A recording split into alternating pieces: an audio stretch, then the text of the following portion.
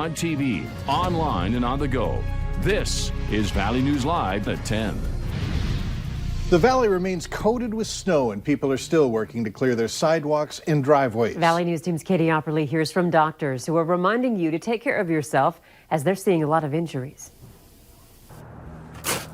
Shoveling snow is hard work. You're putting a lot of energy into moving heavy, wet snow. Shoveling, it increases your heart rate and a lot of physical endurance. Doctors are warning with each shovel full of snow, you are at an increased risk of injury. We see a lot of strains of knee, back, hip strains. It does strain your heart as well as your back because you're increasing those your blood pressure and your heart rate because you're doing exercise. It can be something as small as a sprain or as serious as a heart attack. Nelson says they have seen a recent increase in injuries, so it's important to know your body. Take breaks every 10 to 15 minutes. Stay hydrated and use proper shoveling mechanics. Doctors recommend that you never try and lift the snow. This can put strain on your shoulders, your back, and even your knees. Instead, they recommend that you push the snow to put less strain on your body. Another thing that you can do is to go out and shovel when it is snowing, more intervals rather than doing it once, when the snow has stopped, because that snow gets compacted and it's heavier, which puts more strain on your body. Nelson says the next time you decide to pick up a shovel, check in with yourself first to avoid serious injury this season. In Fargo, Katie Opperly, Valley News Live. Nelson is also reminding everyone to cover up because spending extended periods of time outside can also lead to frostbite on exposed skin. Your private sensitive information may now be exposed after the North Dakota Supreme Court granted expanded access to court records. The change took effect January 1st after 3 years of discussion in Bismarck. You can look through and print North Dakota's court documents remotely for free by visiting ndcourts.gov. But it is raising some concerns. We wanted to actually remove the barriers to access. Whenever you have more access to information and whenever technology is involved, there's always going to be a privacy concern. Cass County State's Attorney Birch Burdick says access to such documents does create unintended consequences. North Dakota is the first state to make the move. The state Supreme Court says it will review the new rule in about a year to see if any changes need to be made. The search continues tonight for a Standing Rock woman who has been missing since November. Authorities say the last place Kara Maui was seen was in McLaughlin, South Dakota, and Porcupine, North Dakota. Today, a volunteer search party made a discovery in Porcupine that could help find Maui. It was a garbage bag filled with belongings that her family confirmed are hers. The Bureau of Indian Affairs is investigating. Tribal leaders are also looking into leads in the Burleigh and Morton County areas. Everyone involved says they won't stop searching until they find Kara. Fargo's PR1 store appears to have dodged a financial bullet. A local associate tells us that the location on 13th Avenue South is not one of hundreds of stores planning to close. The company made the announcement this afternoon after reporting quarterly earnings. PR1 says it will close up to 450 stores as well as some distribution centers and slash corporate headcount. Its third quarter loss widened from a year ago, the report said, as same-store sales declined more than 11%. Driver's license offices across Minnesota and North Dakota are full of people trying to get the real ID by October 1st. Some people leave driver's license centers thinking they are all set, only to receive a letter from the state saying they need to provide more documentation. Lou Ragoose has the story. Driver's license offices around the state are packed as people line up to apply for a real ID by the October 1st deadline. We moved, so I had to update my license. Michael Murphy of Hugo was one of them 3 months ago. Took my picture and gave me the paper and said you'll get a real ID in about 6 to 8 weeks. Except instead of a real ID in the mail 6 weeks later, he received this letter from the state. Telling me that I needed one more piece of information that I'd already supplied to them. Were you a little confused because you knew you already supplied it? I absolutely was, yep. Murphy knew he'd supplied all the necessary paperwork because he applied with his wife, who did receive her new ID. He went back to the driver's license office and learned there was an apparent problem with the state office reading the scanned documents. So he gave them another document, and 2 weeks later received another identical letter from the state. The left hand doesn't know what the right hand is doing, it seems like, and that's really frustrating. In a statement, a DVS spokesperson says there have been some problems with scanned documents not attaching to applications. In those cases, they send out letters like the ones sent to Murphy. Murphy hopes his real ID will come before his temporary paperwork expires at the end of the month.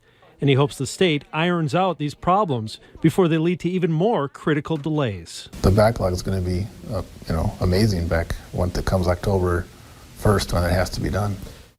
Currently takes about 8 weeks to receive a real ID after you apply for it. Officials say it would help with wait times if people with a passport and a license that doesn't expire anytime soon wait to apply for a real ID, because those without a passport are going to need it a lot sooner in order to fly. Minneapolis is hosting this year's cross-country ski World Cup race, and organizers are working to stockpile snow in case March weather doesn't provide its own.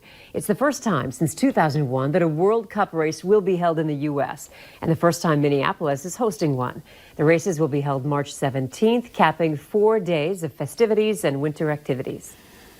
This is championship week for NDSU Bison football fans, especially those heading to Frisco, Texas to see the championship game in person.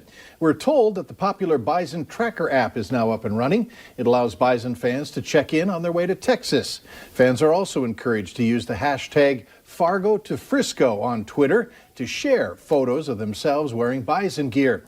The Bison Tracker app is free, and you can download it in the Apple App Store and Google Play. Speaking of the big game, we'll have you covered regarding the fan frenzy in Frisco. Our crews are gearing up, and we'll be touching down in Texas this Wednesday with our live coverage to begin that night. It all leads up to our 90-minute pregame show that starts at 9:30 Saturday morning. You'll hear from our experts as well as former Bison players and fans. That's 9:30 Saturday morning on KVLY. Valley News Live 10 at 10 continues with no wait weather. All right, here's what you need to know about tonight. Temperatures, well, they haven't been bad today. A little bit of sunshine, and we were well above average for this time of the year. We remain mild at 25 degrees. A wind from the west-northwest now at about 15 miles per hour. That northwesterly direction is a change from earlier tonight when we had southerly winds and really caused things to just warm up. Now, Hutch told you it'd be warm, but I didn't expect this. Chrissy capturing a couple there cruising around in the old Chrysler with the top down this weekend. All right, take a look at some temperatures across the region now. Temperatures not bad here, but up north, there is some cold air pooling up by Point Barrow, Alaska, 13 below zero. We're on our way to some chilly readings. Here's a look at what you have tonight. 18 on your thermometer in the Langdon area right now. 27 still for Detroit Lakes, and in Grand Forks still mild in the 20s as well. 1 below in Gillem. No super cold air showing up on our regional picture here, and we're fairly mild. See how the warm temperatures push all the way up into southern Minnesota and they then go down. This is called a ridge or a thermal ridge that's pushing its way through the region. This would be thermal trough, and that's kind of heading towards us. That's a pool of cool, and it's on its way. Here's a cool front that's blasting through, and we have a few flakes that have shown up on the radar here and there. Hit and miss stuff moving in towards the Carrington area right now. South of Maddock, we're seeing that activity. Nothing significant, but certainly some reinforcing flakes of snow here and there. No accumulation expected, as we'll have hit and miss snow chances overnight that will push south. Now, as we start our day, as we get going at 7 in the morning, temperatures will be single digits for the vast majority of us. With this unsettled weather by my kneecaps down here, we're going to have temperatures a little milder thanks to the cloud cover. Now, as we go through the first half of the day, we're going to have a northwest breeze that'll be persistent, 15, 20 miles per hour, making these temperatures feel ear-splitting chilly.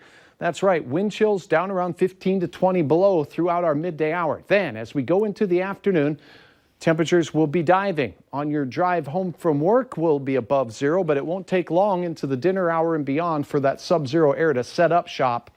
The coldest day of the work week will occur Wednesday morning, so tomorrow night looks brutally cold. So throughout the day, single-digit readings as you start your day near 10 degrees.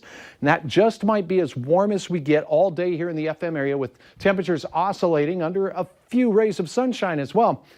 North wind at 15 to 20 miles per hour will make it wind chilly throughout. It's in the afternoon, right at sunset. Boom, temperatures start going rock bottom. And it's going to hit a pretty low spot, as we'll show you briefly. On your way home from school in Langdon, 1 below at 3 o'clock, or 1 above, I should say, 3 in Thief River Falls, and 6 for Detroit Lakes. Now, bonus coverage here Wednesday morning. How low will we go? Pretty low. Take a look at this. As temperatures will sneak down into the teens below zero for many. I'm calling for between 10 and 20 below actual air temperatures with wind chills between 30 and 40 below. But a warm punch of air comes with some snow and wind as we head into Wednesday. So it'll be a brief bounce or dash with mighty cold air. Here's a beautiful scene. This is from Cass County. Kim, thanks for sharing this postcard type picture. Here's a look at your forecast as we go into Wednesday. Morning, very chilly. Rising temperatures even after sunset. Temperatures keep rising overnight or steady. 20-degree on Thursday. Then it does look mighty chilly again for Saturday. But for some of us, we'll be heading south to Frisco. The rest of us, we will be enduring that slap in the face. Putting long johns on and enduring the slap in the face. Yeah, all right. Lucky you're leaving. Later on Valley News Live 10 at 10, a new study finds young Americans are the most stressed out by politics. Ways to ease the worry as 2020 continues.